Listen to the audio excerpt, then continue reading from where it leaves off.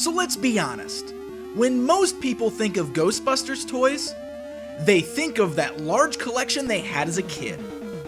They weren't toys based on what was seen in the Ghostbusters films, but rather based on the animated series that gained huge popularity. So when people think of Ghostbusters toys, they think of Kenner's line of the Real Ghostbusters. Kenner's line of Ghostbusters action figures launched in 1986 and ran all the way to 1991. In this time period, a huge variety of action figures based on the main four Ghostbusters, a wide array of zany ghosts, and even vehicles and playsets were all released.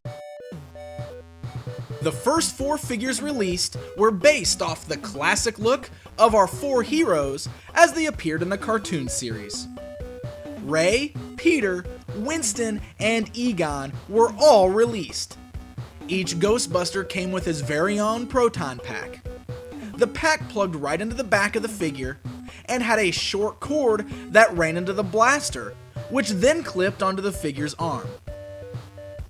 Each blaster had a flimsy plastic proton beam coming out of it that could spin by turning the handle. Now personally, I was always disappointed that this proton beam could not be removed. Also, they were really flimsy, and that was incredibly easy for kids to snap them right off. Thus, to this day, it's hard to find a Ghostbuster figure with a complete proton pack that still has that beam intact. Each Ghostbuster figure also included one small ghost figure made of a translucent plastic. This would actually become a trend with future figures and even vehicles. This was a great idea on Kenner's part, because it allowed kids to easily build up a small collection of ghosts for their heroes to fight. After all, what good are your Ghostbusters if there are no ghosts to bust? Now, if the pack-in ghosts weren't enough for you, the line also featured a ton of wild and crazy ghosts that you could purchase separately. There were so many different ghosts to choose from. You had skeletons, large ghosts that could blow slime bubbles, ghosts whose brains could turn into more ghosts, football players, even ghosts based on classic monsters such as the Wolfman and the Hunchback. Seriously, this list could go on and on. So many awesome ghosts came from this toy line.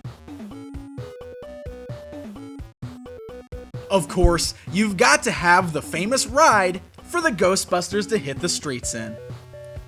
The Ecto-1 was just one of many vehicles released in this toy line. While mine here is a tad incomplete, it's still one heck of a cool vehicle that did a great job of capturing the look from the cartoon series. But like I said, this wasn't the only vehicle that saw release. There were also other versions of the Ecto, such as the Ecto-2 and the Ecto-3.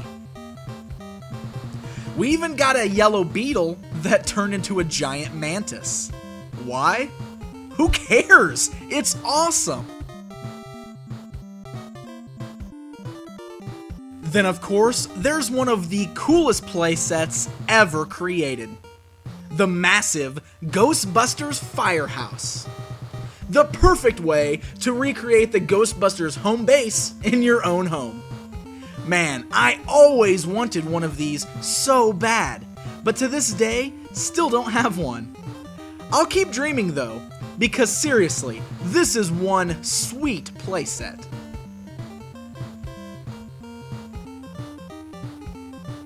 Of course, the line saw several variants of the main heroes. We got alternate costumes, glow-in-the-dark costumes, and then probably the most memorable, the heroes that had the scared action features. Eventually, we even got Janine and Lewis.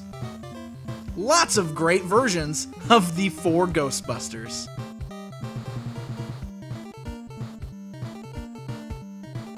This line of toys brings back a lot of good memories for me.